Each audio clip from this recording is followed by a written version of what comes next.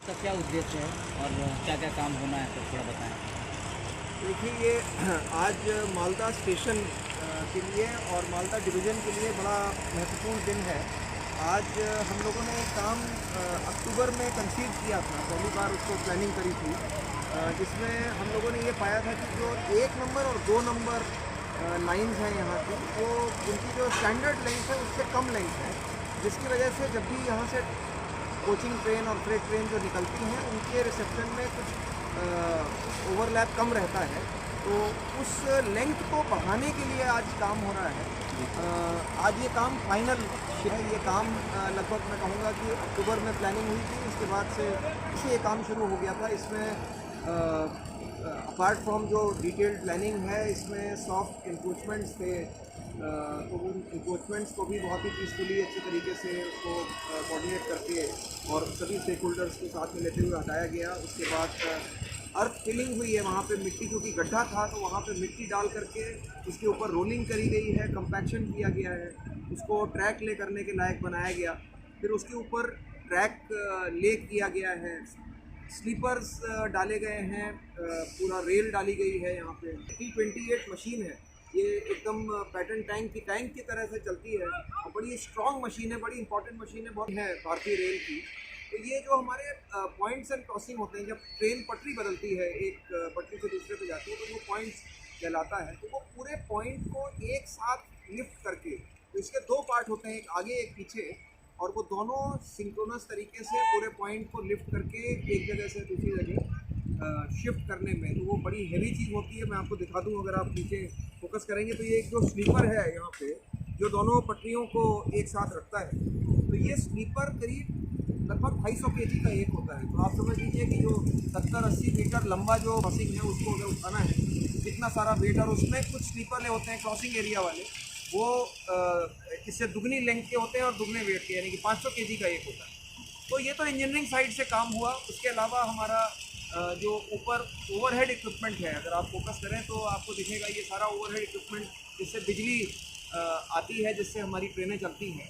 तो ये इसमें भी, इसका भी अलाइनमेंट ट्रैक के साथ रखना होता है, तो इसको भी शिफ्ट करना पड़ा, क्योंकि हम पॉइंट शिफ्ट कर रहे हैं। करीब 7 पॉइंट हमने डिस्मेंटल किए हैं, 7 पॉइंट हमने नए डाले हैं इस दौरान में, जिसमें से 5 तो कल ही किए गए हैं, कल और आज में किए जा रहे हैं।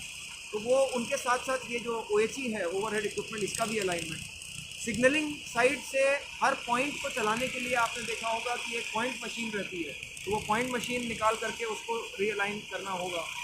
ये हमारी ट्रैक सर्किटिंग रहती है, जो ट्रैक के ऊपर हमारा एक बहुत ही कम अमाउंट का करंट बहता है, जिससे हम पैनल पे जब ट्रेनों का डिपार्चर करना होता है तो सिग्नल तब लोअर करते हैं जब हमारे पॉइंट प्रॉपरली सेट हो चुके होते हैं। तो ये बहुत ही एक सेफ सिस्टम होता है। इसमें ज़रा भी संशोधन करना, जो कि हम मेजर संशोधन कर रहे हैं, वो बहुत ही एक कोऑर्डिनेशन का काम है। और उसमें सिग्नलिंग, इलेक्ट्रिकल, TRD, इंजीनियरिंग विभाग और ऑपरेटिंग विभाग, जो कि ये सारी गाड़ियों का आवागमन मेंटेन करते हुए, अभी सवेरे जब मैंने हिसाब किताब लिया था तो एक भी बस नहीं थी, हमने सारी ट्रेन पंक्चुअली चलाई थी। फ्रेट मूवमेंट भी हमारा कंटिन्यूसली चल रहा है। मार्च का महीना है, इस समय हर फ्रेट का मूवमेंट इंपॉर्टेंट है। तो हम लोगों ने मिनिमम डिस्टर्बेंस करते हुए ये बहुत ही महत्वपूर्ण और मेजर काम आज पूरा किया है। मैं समझता हूँ कि इससे जो टोटल करीब 2.1 हमने स्पेंड किया है इस काम को पूरा करने के लिए। ये सब बैकग्राउंड वर्क्स हैं, पैसेंजर अवेनिटी हमें दिखाई पड़ जाए पैसेंजर को, लेकिन इससे जो सिस्टम में इम्प्रूवमेंट आता है वो उसी की वजह से हम पंक्चुअली गाड़ियाँ चला पाते हैं और आउटसाइड डिटेंशन नहीं होता है। तो मैं समझता हूँ कि बहुत लाभ होगा यहाँ के ऑपरेशंस को इसकी वजह से। NF रेलवे है, क्या हमारे इस काम से NF रेलवे को भी लाभ होगा? नहीं, ये बहुत ही अच्छा सवाल है आपका, क्योंकि वैसे तो पैसेंजर और यूज़र के लिए तो रेलवे मैटर नहीं करता है, NF रेलवे है या ईस्टर्न रेलवे है। तो अगर यार्ड फैसिलिटीज़ इंप्रूव होती हैं, सभी का मूवमेंट इंप्रूव होता है। बट NF रेलवे को इसमें इमीडिएट बेनिफिट मिलेगा, क्योंकि जो सारा जो हम फूड ग्रेन से लेकर के POL से लेके स्टील, सीमेंट, ये सब चीज़ें जो जाती हैं NF रेलवे के नॉर्थ ईस्टर्न स्टेट्स की तरफ, वो सब उसमें 2 गेटवे हैं, एक मालदा और एक कटिहार साइड से। तो जो मालदा वाला गेटवे है, यहाँ पे डेली करीब 26-27 फ्रेट ट्रेन्स डेली हैं, जो कि एसेंशियल गुड्स सप्लाई करती हैं नॉर्थ ईस्टर्न स्टेट्स को, और उनके एम्प्टीज लौट के आते हैं। तो वो पूरा साइकिल जो है वो ऑपरेशंस का, उसकी गति मेंटेन करना ज़रूरी है, तभी हम लोग पूरा, तो उसमें बहुत बड़ा बेनिफिट आएगा। और मुझे ये उम्मीद है कि इससे जो फ्रेट इंटरचेंज है, जो हम 26-27 का लेवल है, उसको हम इंक्रीज़ करके मैं समझता हूँ कि 30, 35, 40 तक हम जा पाएंगे, because of all the facilities जो हम अभी क्रिएट कर रहे हैं। जो एक्सटेंशन किया जा रहा है, ये मतलब कितने लंबाई की जाएगी? ये स्टैंडर्ड जो लूप लाइन की लेंथ होती है भारतीय रेल में जो कही जाती है, वो करीब 716 मीटर कही जाती है। तो और मिनिमम लेंथ करीब 686 मीटर होनी चाहिए।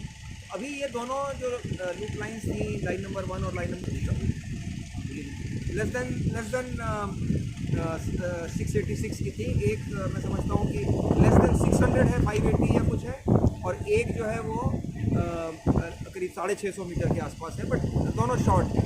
तो ये दोनों लाइनें जो हैं वो 700 के ऊपर मीटर लेंथ की हो जाएंगी। और इसमें हम लोगों ने ट्रैक को काफ़ी लंबा किया है। इधर जो एक साइडिंग है उसको भी हमने लंबा किया है इस काम के लिए। तो पॉइंट्स को हमने आगे शिफ्ट किया है इस काम के लिए, लेंथ बढ़ाने के लिए।